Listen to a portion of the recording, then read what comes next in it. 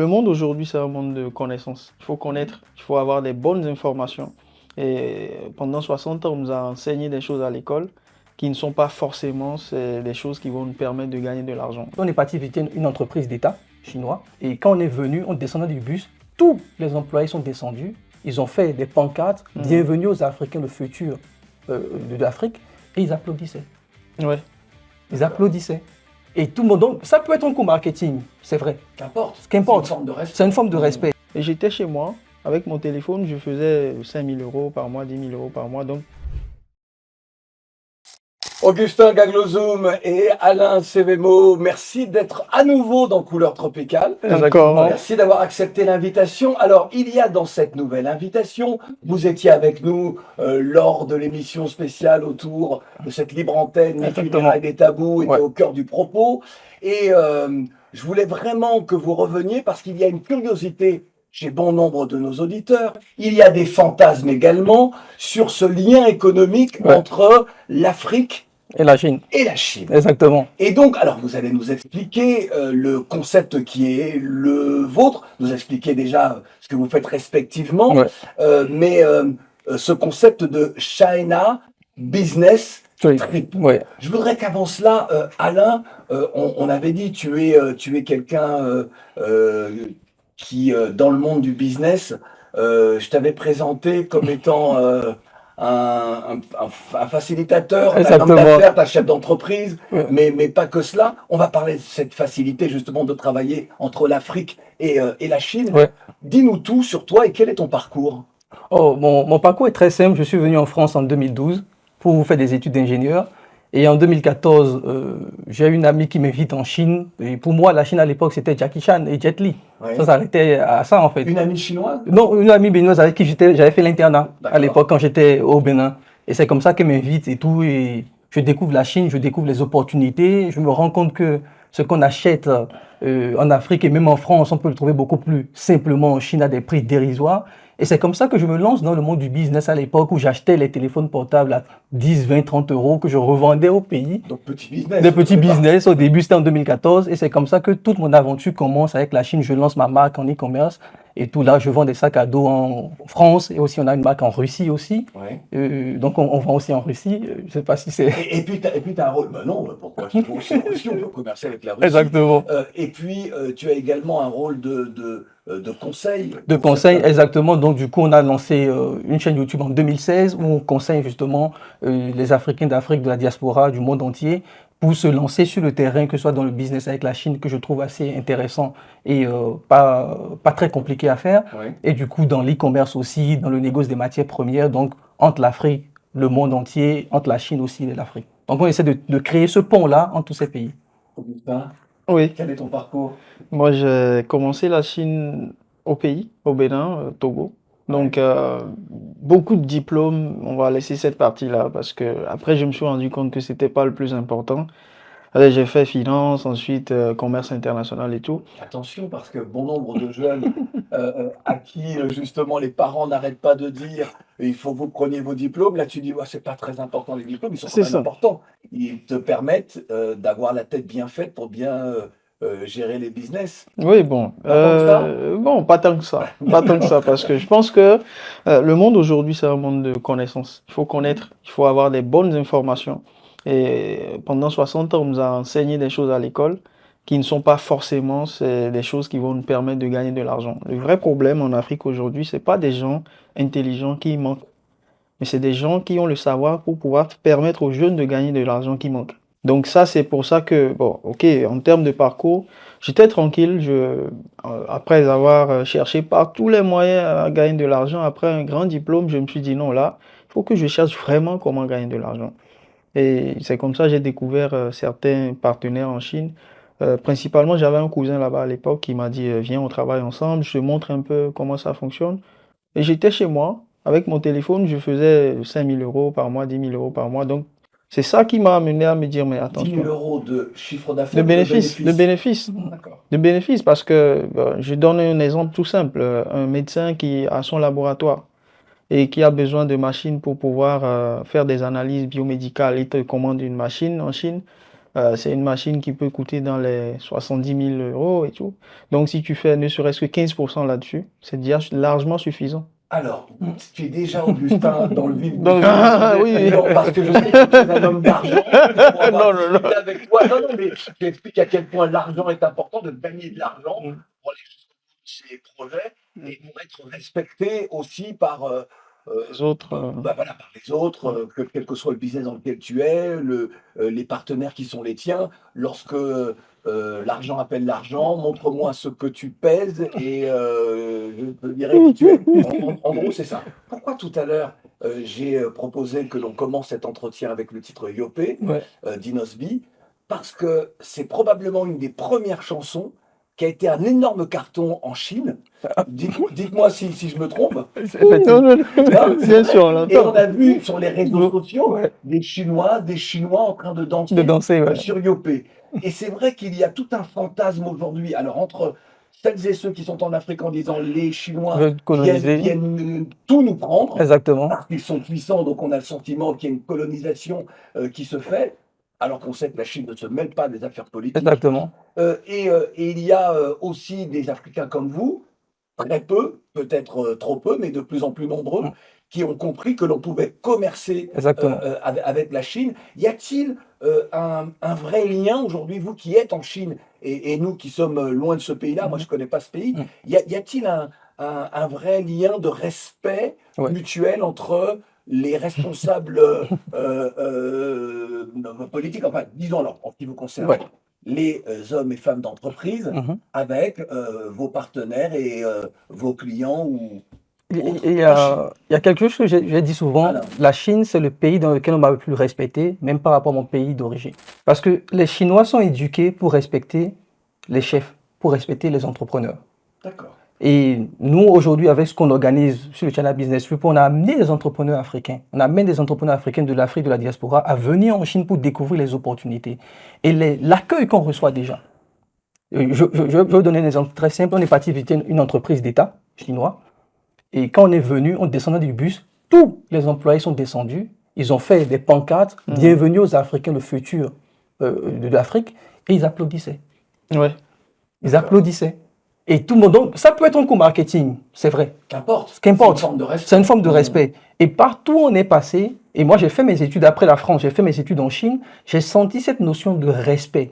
Ils respectent les entrepreneurs, ils respectent ceux qui veulent faire les affaires avec nous. Donc je sais aussi, il y a tout un fantasme, souvent certains Africains vont se baser sur ce que font certains Chinois en Afrique, vont un peu trop grossir les traits aussi dessus. On peut comprendre tout à fait qu'on soit fâché parce qu'on a vu des Chinois sur des réseaux sociaux avoir des comportements désagréables. C'est tout à fait normal. Mais dans la majorité, les Chinois sont très contents. Et j'ai vu un peuple très optimiste par rapport à l'Afrique. Lorsque vous parlez avec les Chinois, ils y croient plus en Afrique que nous-mêmes. Que nous, les Africains. Ils sont très optimistes. Ils disent, vous serez les prochains. On est passé par là. On a connu la famine, on a connu des guerres, on a connu une certaine colonisation pendant 100 ans. Vous pouvez y arriver. Ils sont très optimistes sur le futur de l'Afrique. C'est ce que je peux dire pour le moment. Ouais, il y a quand même une force en Chine, c'est qu'il y a une sorte de, je sais pas, je vois ça de loin, hein, mais il y a un peuple qui est dans une forme d'homogénéité parce qu'il y a, alors c'est peut-être le parti unique, c'est peut-être une vision très claire de ce que l'on veut en termes de développement pour la société Oui. et les résultats obtenus depuis 40 ans, je veux dire, 50 ans, oui. oui, j'ai envie de dire 79 aussi avec Deng avec Xiaoping. avec Deng Xiaoping Ouais. et l'industrialisation à marche forcée et les Chinois voient que leur pays est considéré à travers Exactement. le monde. Est-ce que ce que je dis là a un impact sur leur comportement, mais est-ce que ça peut avoir un impact aussi sur nos pays? Ah oui, obligatoirement. Mais c'est pas la même politique, ce n'est pas la même chose. Est-ce que vous avez le sentiment que celles et ceux, alors j'ai vu certaines photos où on voit qu'avec des chefs d'entreprise, vous êtes reçus, donc c'est exactement ce dont Alain tu parlais. Est-ce qu'il y a un sentiment justement de se dire ce modèle-là peut fonctionner aussi en Afrique parce que ce ne sont pas les mêmes mentalités? Moi, j'irais beaucoup ça. plus sur le modèle économique. D'accord. Et je pense que oui, c'est vrai, on ne peut pas détacher le politique de l'économique. Et la mentalité aussi de ce qui est peut-être accompli. Et voilà. Mais franchement, je pense que si on se base réellement sur le mindset de chaque Africain, Ouais. si chaque Africain pouvait déjà commencer à penser comme les Chinois pensent, on serait vraiment très loin et très fiers de ce qu'on est en train de faire aujourd'hui. Alors, En Afrique. Augustin, lorsqu'on parle business, on a aussi le sentiment que les produits manufacturés chinois sont déversés, grâce à des hommes d'affaires comme toi, déversés sur l'Afrique, mais qu'il n'y a pas de réciprocité. Y Oui. a-t-il une réciprocité au-delà des matières premières? On va parler des matières premières tout à l'heure avec Alain. Alors, en termes de réciprocité, moi, je donne souvent cet exemple-là de tous les produits que nous aimons manger en Afrique. Pour pouvoir les manger, il faut que ça soit transformé. Et pour transformer un produit, par exemple, on a besoin de machines. Donc, ok, c'est bien beau, on a envie d'exporter plus de choses, mais le problème, c'est qu'on n'arrive même pas encore à produire pour nous-mêmes. Donc, c'est tout à fait normal qu'aujourd'hui, la Chine, on achète des produits manufacturés en Chine, mais même si on veut passer à l'étape où on transforme et on exporte pour équilibrer les choses, alors on est obligé de passer encore par la Chine parce que c'est un levier. Exactement. C'est un levier. Alors c'est à la fois un levier, mais la met aussi à jour, en exergue, la problématique de l'industrialisation de l'Afrique. Exactement, ouais. Alors, est-ce que l'on se contente de l'industrialisation des autres en se disant on n'a pas besoin parce qu'avec la Chine ça fonctionne? Ah non. Ou y a-t-il déjà un besoin chez certains en se disant il faut industrialiser? Pas du tout. En fait, Ok. Je vois ça. Est-ce que c'est ça aussi? Oui, le China Business Trip exactement. C'est là où je voulais en venir. C'est aujourd'hui, vous voyez, on a démarré le China Business Trip avec cette envie forte d'industrialiser l'Afrique, avec des gens qui n'ont même pas forcément le budget. Quand on parle d'industriel, les gens disent oh, il faut être milliardaire.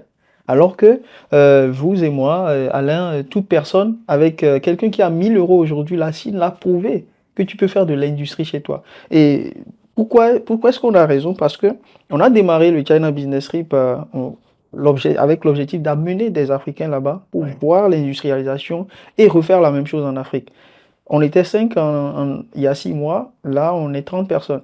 On a eu 30 personnes et là déjà toutes les places sont déjà en train d'être bloquées. Alors 30 personnes, d'où viennent-ils? de partout. Des 4 continents. Ouais, on a Canada, États-Unis, France, Sénégal, Bénin, Côte d'Ivoire, Nigeria, Sierra Leone, Mali, Burkina, Niger. On a vraiment toute l'Afrique. Et diaspora aussi. Et diaspora. Belgique, Chine, Russie. Donc on a des Africains qui sont en Russie qui viennent, des Africains qui sont en Chine aussi et qui viennent découvrir les opportunités avec nous. Alain, tu parlais de matières premières tout à l'heure. Et tu es l'homme entre les deux, c'est l'homme des matières premières? C'est nous deux plutôt.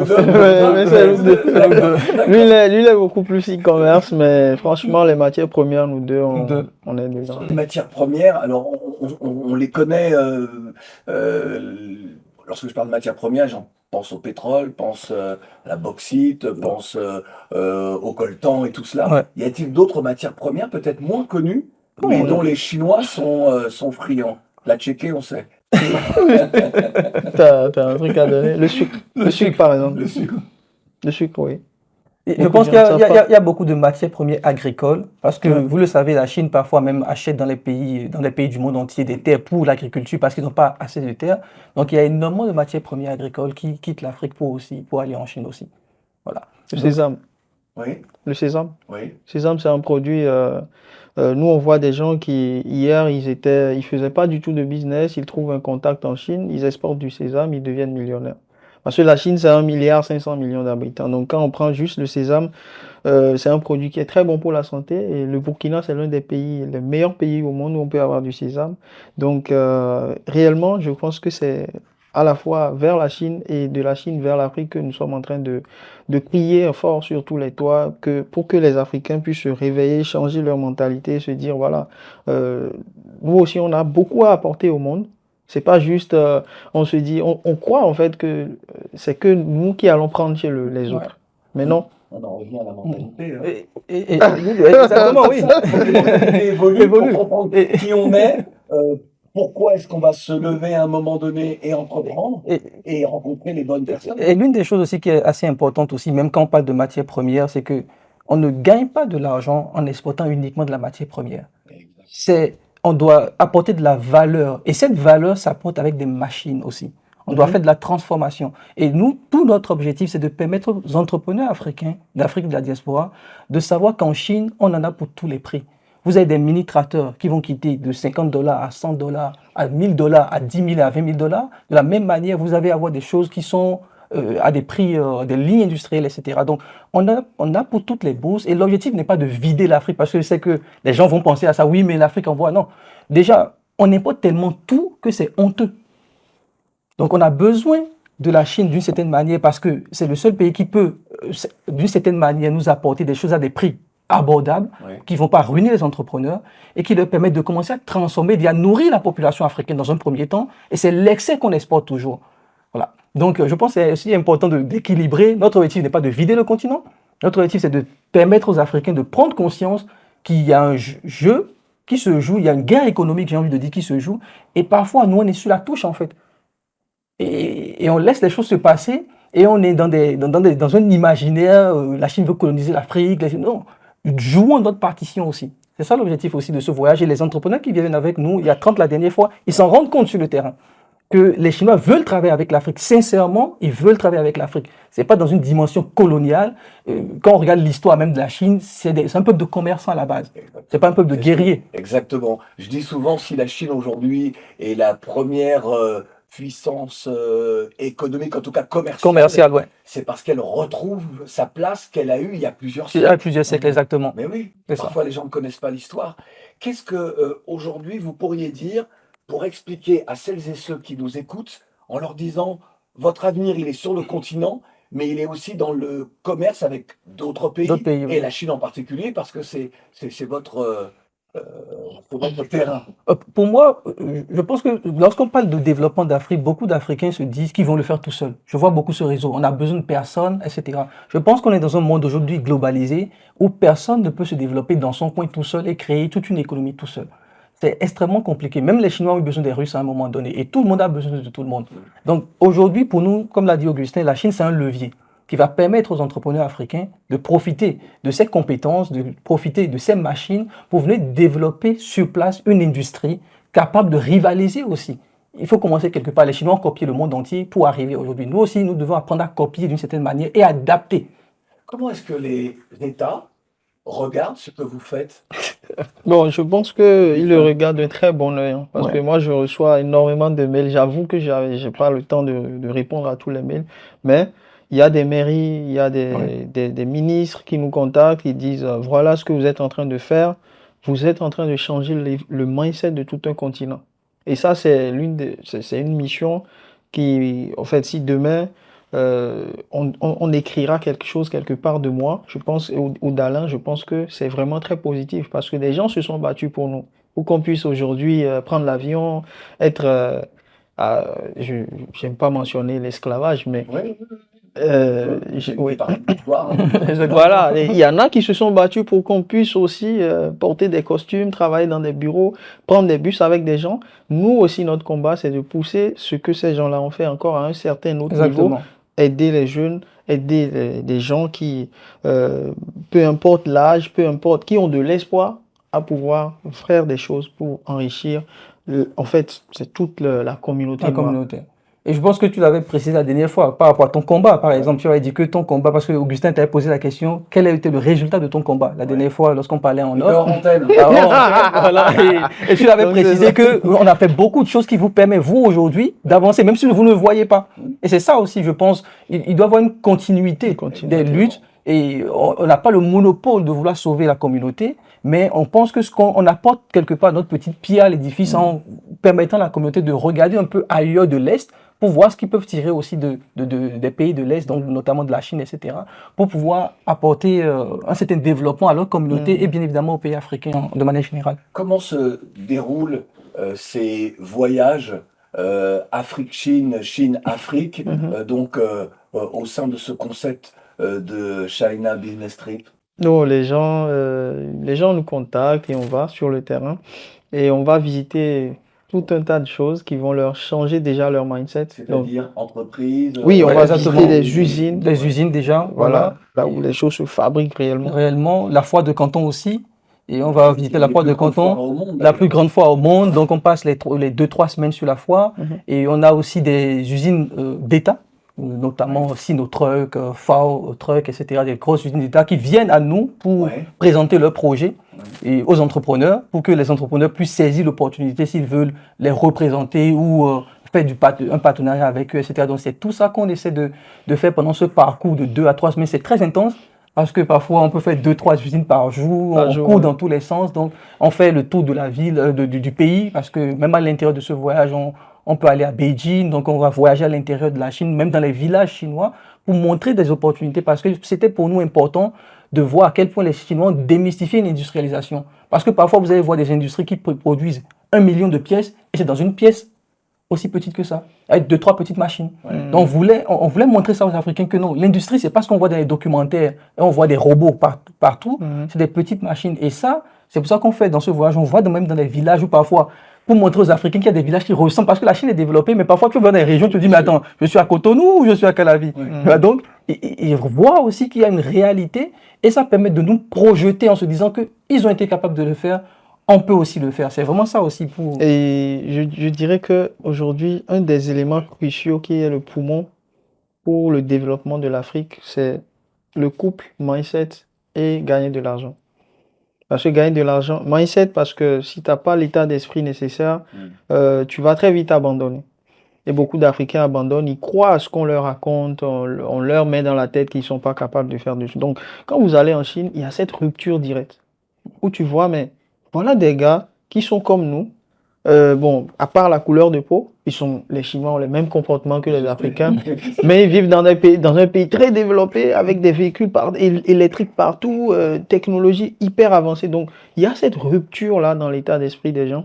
Et il n'y a pas meilleur endroit pour s'enrichir que la foire de Canton. C'est 27 milliards de dollars d'échanges en 3 semaines, de ventes en 3 semaines.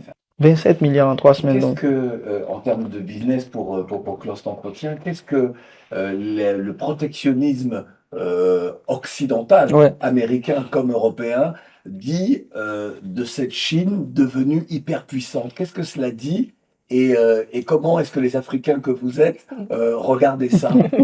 Et pas forcément à distance d'ailleurs. Ça fait rire. Passer la France. Parce que leurs voitures électriques sont plus performantes que les voitures électriques des grandes marques européennes. Exactement. C'est impressionnant. Comme des fourmis qui se baladent partout, et aux États-Unis, ils taxent à 100% les véhicules électriques. Et moi, je pense qu'ils sont venus trop tard dans un monde. Ils sont venus trop tard dans un monde qui est déjà vieux. Oui. C'est-à-dire, la Chine a déjà pris de l'avance. En fait, donc ils peuvent taxer, ils peuvent tout faire, mais le mal est déjà fait. Ou bien les gars, on les a déjà dépassés. Donc aujourd'hui, moi, quand je reviens en France, je suis triste en fait.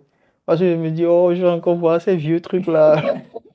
Donc, ils peuvent faire tout ce qu'ils veulent, mais je crois que la Chine est déjà partie. Et la route de la soie est extraordinaire. Exactement. C'est impressionnant ce qu'on va faire. Moi, je pense vraiment que le protectionnisme européen ou occidental, c'est même contraire au marché libre qu'ils ont vanté partout pendant des années, au marché libre. Donc, et finalement, ils rusent avec des principes eux-mêmes imposés, finalement, et qu'ils ont imposés parfois au pays, d'ouvrir les frontières de force. Bien sûr. On l'a compris dans les années au XXe siècle. Donc, les Chinois jouent un peu à leur jeu. Et moi, je pense que pour nous, Africains, c'est de comprendre cette guerre qui se passe et de comprendre comment nous aussi nous pouvons tirer notre épingle du jeu.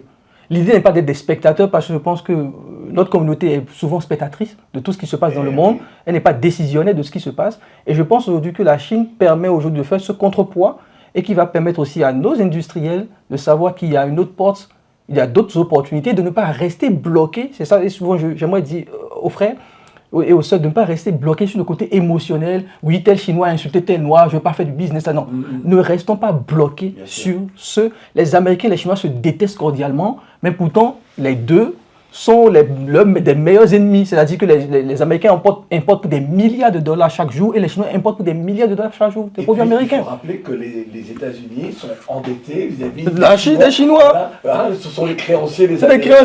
Et l'Europe, pareil. Et l'Europe, pareil. Donc, comprenons le jeu, pas d'émotion dans le business, soyons rationnels et sachons comment tirer profit de toute cette guerre économique finalement. Nous sommes dans Couleur Tropicale et musicalement parlant, culturellement parlant, est-ce qu'aujourd'hui en Chine, des groupes viennent jouer. Ça a été le cas il y a très longtemps. Ouais. Mais est-ce qu'aujourd'hui, des groupes viennent jouer? Est-ce qu'on entend sur certaines radios des musiques? Exactement, parce qu'aujourd'hui, il faut comprendre que l'afrobeat est mondial. Aujourd'hui, vous allez aller dans les boîtes de nuit en Chine, vous allez attendre Aya Nakamura. Vous allez attendre les Davido. En fait, aujourd'hui, le Nigérien, la vague afrobeat nigériane, ghanéenne, etc., et les autres pays africains sont mondiales. Donc en Chine, notamment même à Guangzhou, il y a une forte communauté africaine aussi qui est établie avec beaucoup d'activités culturelles. Donc les Chinois s'habituent de plus en plus. Moi je vois sur TikTok même des cours de danse africaine sur les réseaux sociaux en Chine. Donc voilà, aujourd'hui quand même, l'Afrique apporte sa pierre, mais pour le moment culturelle, et qui est en train de dominer quelque part. Mais je pense que pour nous, au-delà de la culture aussi et de la musique, on veut aussi ce côté aussi un peu business. Quelle est la localité donc où il y a beaucoup d'Africains? C'est Guangzhou, c'est Canton. Canton. C'est Canton, oui, c'est Canton. Vous le dites, qui parle chinois? Moi. Non, ça rien. Et bientôt. Mais je parle, ça vient. Ça vient. Dites-vous quelque chose en chinois, tout le monde. Ni hao, ni hao. Ni hao, ça c'est facile. Ni hao, c'est facile. Bah oui. Mais c'est pour moi, ça que j'ai tout fait pour dire ni hao. Bon, attends. Laoban. Laoban, ça dit patron. Laoban. Laoban, Claudie, tiens. Laoban, Claudie. Ok, d'accord. Comment peut-on vous joindre? Ceux qui nous ont écoutés, qui se disent, mais nous aussi on a envie de participer à ça, on a des choses à dire et des choses à faire surtout. Sincèrement, je pense que le plus simple, c'est d'aller sur notre site chinabusinesstrip.fr ou nos chaînes YouTube Alain Semevo et Augustin Gaglozon sur YouTube, déjà pour voir ce qu'on fait. L'idée n'est pas de pousser les gens à venir. Déjà, ils vont sur nos chaînes YouTube, ils voient, ça les intéresse. Et là, ils ont toutes les informations pour nous contacter parce que ça permet déjà aux gens de croire en notre vision. C'est important. L'idée, c'est de croire en notre vision, de croire en ce qu'on est en train de leur proposer. Et si cette proposition de valeur les intéresse, là, ils peuvent nous contacter maintenant. Voilà, c'est Alain Semevo, Augustin Gaglozon, et je pense qu'ils ont aussi chinabusinesstrip.fr pour voir. Messieurs, j'ai eu l'impression vraiment d'être en Chine avec ce petit moment d'entretien. Merci beaucoup, Claudie. Je pense que ça va éveiller peut-être certaines consciences. Ça va permettre à certains d'avoir confiance. Exactement. Et de se dire que c'est possible. Exactement. Et que la culture de l'échec n'est pas... c'est interdit. C'est interdit. C'est interdit. C'est interdit. Merci beaucoup, Claudie. Merci beaucoup.